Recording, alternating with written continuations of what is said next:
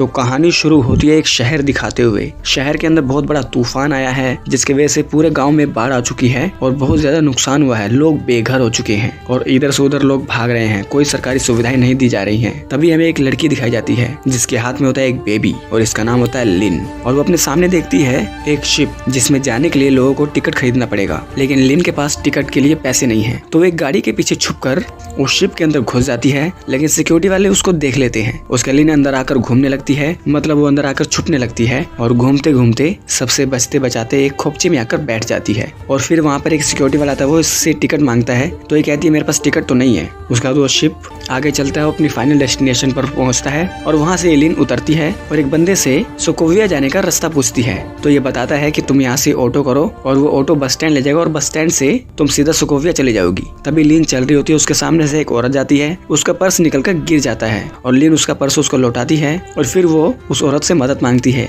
कि मेरे लिए टैक्सी कर दो, मेरे को एक बस पकड़नी है अर्जेंट। तो ये औरत उसकी मदद करती है, वो टैक्सी का भाड़ा इसके लिए खुद देती है और जहाँ इसने जाना है वहाँ इसको छोड़ देती है और इसको कुछ पैसे भी देती है, कहती है अपनी बेटी का ध्यान रखना। उसके लिन उसको थैंक्स बोलती है कि तुमने मेरी मदद करी। फिर वो बस लेती है और सबसे पिछली सीट पर जाकर बैठ जाती है एक कोने में और अपने बेबी को दूध पिलाने लगती है। तभी वहाँ पर दो लोग आ जाते हैं, वो लिन को छेड़ने की कोशिश करते हैं, कहते हैं कि जब उसका हो जाए तो मेरे को मौका देना। फिर वहाँ पर एक पुलिस वाला आता है, वो इन दोनों को डरा के यहाँ से भगा देता है और खुद जाकर इसे बगल में बैठ जाता है और इसका नाम होता है रोड। और तभी टीटी आता है टिकट काटने के लिए, लेकिन लिन के पास पूरे पैसे नहीं है टिकट के। तो ये पुलिस वाले से मदद मांगती है, कहती है कि तुम कुछ पैसे मुझे दे सकते हो क्योंकि मेरे पास टिकट के लिए पूरे पैसे नहीं है। तो ये पुलिस वाला कहता है कोई बात नहीं, तुम पैसे अपने पास रखो, तुम्हारी टिकट मैं दे दूंगा। और रोड लिन के लिए एक अलग टिकट खरीद लेता है। उसका लिन इसको थैंक्स बोलती है, ये दोनों थोड़ी आपस में बातें करते हैं। रोड पूछता है कि तुम अकेले यहाँ पे क्या कर रही हो। तो ये बताती है कि मेरे गाँव में बाढ़ आ चुकी है और मैं अपने हस्बैंड के पास जा रही हूँ जो शहर में काम करता है। और वो धीरे धीरे अपनी लाइफ जर्नी बताने लगती है कि जब मैं बहुत छोटी थी तो मेरे फादर की एक्सीडेंट में डेथ हो गई, मेरा ब्रदर और मैं अनाथ हो गए, मदर हमें पाल नहीं पा रही थी तो हमारी मदर ने फांसी ले ली। तो हमारी चाची ने हमारा थोड़े दिन तक ध्यान रखा, उसके बाद हमारी चाची ने मुझे एक जगह पर बैठाया और मेरे ब्रदर को एक दूसरे आदमी को बेच दिया। और धीरे धीरे मैं बड़ी हो गई और बड़ी होते होते मैं अपने ब्रदर का इंतजार भी करती थी, लेकिन मेरा ब्रदर लौट कर मेरे पास कभी वापस नहीं आया। फिर रोड इसको कुछ सैंडविच देता है खाने के लिए और लिन वो सैंडविच खाती है और खाते खाते उसको अपनी आगे की लाइफ जर्नी सुनाने लगती है कि जब मैं बड़ी हुई तो मेरे चाचा मेरे पे गंदी नजर डालते थे, वो उसने एक दिन मेरे साथ रेप करने की कोशिश करी तो मैंने बड़ी मुश्किलों से अपने आप को बचाया। और ये सारी बातें मैंने अपनी चाची को बताई, लेकिन मेरी चाची ने मेरी बात का भरोसा नहीं किया, उल्टा इन दोनों ने मुझे पीटना शुरू कर दिया। और ये रोड लिन को बोलता है कि छोड़ो वो सब ट्रेजेडी बात, मुझे तुम्हारे पति के बारे में जानना है कि तुम्हारा पति कौन है, तुम्हारी लव स्टोरी कैसे शुरू हुई। तो बताती है कि टेंशन डालो, मैं आगे बताती हूँ। मैं एक दिन काम कर रही थी, मुझे एक बार फोन आया और मुझे बताया गया कि मेरा ब्रदर मुझसे मिलने आने वाला है और उसका ब्रदर जिसका नाम होता है टोटो, वो अपनी सिस्टर से मिलने आता है और उसको यहाँ से निकाल कर अपने घर ले आता है और वो उसको अपनी वाइफ से मिलवाता है। और इसकी वाइफ भी बहुत स्वीट होती है, वो लिन का ध्यान रखती है, उसका मेकअप करती है और कहती है तुम बहुत खूबसूरत हो। उसके बाद टोटो, उसकी वाइफ और लिन तीनों एक ही घर में रहने लगते हैं, लेकिन दूसरे वाले रूम में टोटो अपनी वाइफ के साथ डिंगडोंग कर रहा होता है और डिंगडोंग की आवाजें लिन के कमरे तक आती हैं। तो लिन उनको झांक कर देखती है कर क्या रहे हैं। उसके बाद इनको ऐसी अवस्था में देखकर ये हॉर्नी हो जाती है और वो मास्टरबेट करने लगती है। तो टोटो की वाइफ के जाने के बाद लिन अपने ब्रदर पर लाइन मारना शुरू करती है और ये दोनों एक दो हफ्ते तक लगातार डिंगडोंग करते रहते हैं, कभी बीच पर, कभी पुल पर, कभी घर पर। इसी बीच में ये दोनों एक साथ खाना खाते हैं और लिन जाकर उल्टी करने लगती है और वो बताती है कि शायद मैं प्रेग्नेंट हूँ। तो टोटो उसको एक अलग जगह में ले जाकर हॉस्पिटल में एडमिट करा देता है और हॉस्पिटल में लिन उस बेबी को जन्म देती है और वो रोती है कि ये मैंने क्या कर दिया। और यहाँ पर रोड इसके सैड स्टोरी सुनकर उदास हो जाता है और कहता है कि ये तो पागलपन है। तो ये बताती है कि असल में वो मेरा भाई नहीं था, वो मेरा भाई बनकर कोई और आया था। और वो रोड का फोन लेकर टोटो को कॉल करने की कोशिश करती है, लेकिन टोटो का फोन नहीं लगता। और फिर हमें बस के अंदर ही टीवी दिखाया जाता है। टीवी पर एक न्यूज आती है कि यहाँ पे जितने भी शिप चलाने वाले लोग थे उनमें से 4 लोग मारे गए। उसका टीटी कहता है कि तुम्हारा अगला स्टॉप आने वाला है, जिसने उतरना है उतर जाओ। उसके लिन रोड से पूछते है कि अपने बारे में बताओ। तो ये बताता है कि मेरे 2 बच्चे हैं, मेरी एक वाइफ है और हम लोग खुशी खुशी रहते हैं। फिर लिन अपने आगे की कहानी बताती है कि उस शिप पर चढ़ने से पहले जब मैं उस शिप पर चढ़ी थी तो मुझे कुछ सिक्योरिटी वालों ने पकड़ लिया था और वो लोग मुझे पकड़ के अपने सीनियर के पास ले गए और इनके सीनियर ने मुझे कहा कि तुम्हारे पास टिकट नहीं है लेकिन कीमत तुम्हें देनी पड़ेगी। और उन्होंने मेरा फोन ले लिया और मेरी बेबी को उठाकर साइड में ले गए और इनका सीनियर मेरे सामने न्यूड खड़ा हो गया और मुझे बीजे देने के लिए बोला और ना चाहते हुए मुझे ये सब करना पड़ा। मैं इन लोगों को बहुत समझाने की कोशिश की पर ये नहीं माने और मेरी मजबूरी का इन्होंने दबा के फायदा उठाया। तो उसको बीजे देने के बाद मैं अपने बेबी को लेने आई, लेकिन जिन्होंने उन्होंने मेरे बेबी को पकड़ रखा था। पहले एक ने मेरे साथ डिंग डोंग किया बहुत ही बुरे तरीके से, वो मुझे बहुत दुख हुआ। अभी मेरी डिलीवरी को 1 हफ्ता भी नहीं हुआ था पर ये जानवर मेरे ऊपर टूट पड़े। पहले एक फिर दूसरे ने मेरे साथ जानवरों की तरह व्यवहार किया और मैं चिल्लाती रही, हेल्प मांगती रही और मैं खूनम खून हो गई। और आखिरकार उन्होंने मुझे मेरा बेबी बाद में दे दिया।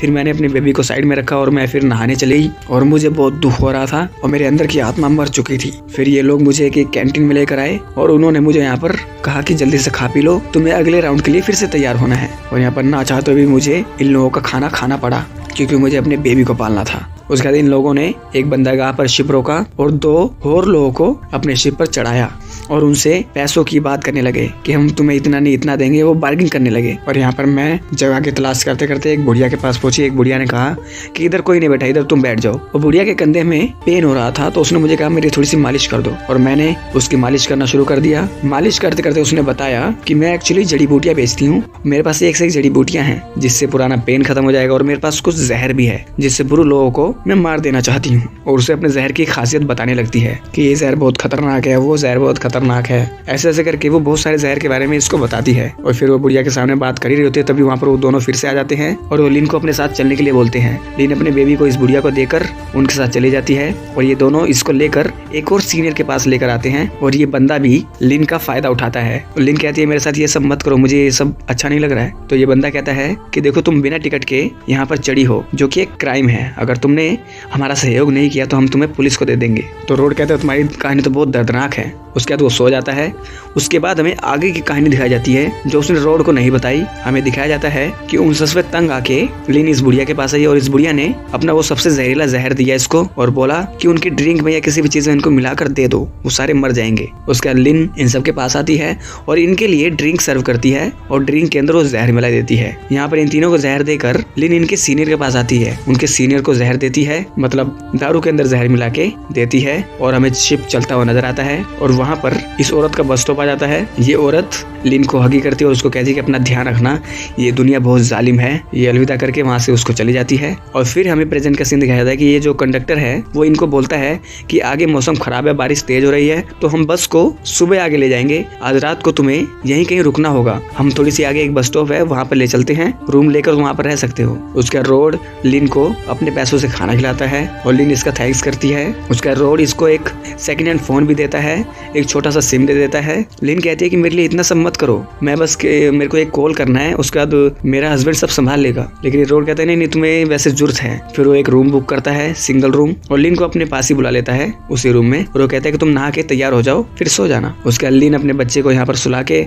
नहाने चले जाती है। जब वो नहाती है तो रोड उस पर गंदी नजर डालता है और वो भी लिन के पास आके उसको प्यार करने लगता है और लिन भी ना चाहते हुए भी उससे प्यार करती है। अब ये कर ही क्या सकती है, ये तो इसकी मजबूरी है। फिर वो अपने बेबी को आकर दूध पिलाती है। उसके बाद वो रोड से थोड़ी सी बातें करती है। उसके बाद ये लोग सो जाते हैं। मॉर्निंग होती है, रोड को कॉल आता है उसकी वाइफ का और वो पूछती है कि तुम कहाँ रह गए हो। तो रोड बताता है कि यार एक्चुअली हमारी बस में थोड़ी सी प्रॉब्लम आ गई है तो हमें रात यहीं पर रुकना पड़ा, तुम टेंशन मत लो, मैं अभी निकल रहा हूँ, दूसरी बस से आ रहा हूँ। और वो यहाँ से निकलने से पहले लिन की बेबी का डायपर बदलता है क्योंकि उसने हगी कर दिया है। और वो लिन का बैग चेक करता है, उसमें एक बोतल होती है और इसे कुछ समझ में नहीं आता ये चल क्या रहा है। और वो लिन की बेटी का डायपर उतारता है और देखता है कि ये तो लड़का है, ये मुझे कह रही थी लड़की है। और वो डायपर चेंज करके यहाँ से चला जाता है। उसके बाद यहाँ पर होटल वाले आते हैं और कहते हैं कि तुम्हारी बस चलने को तैयार हो चुकी है, तुम तैयार हो जाओ। उसके बाद लिन अपना मोबाइल उठाती है और वो देखती है मेरे बैग में पैसे हैं और वो बस में आकर बैठ जाती है।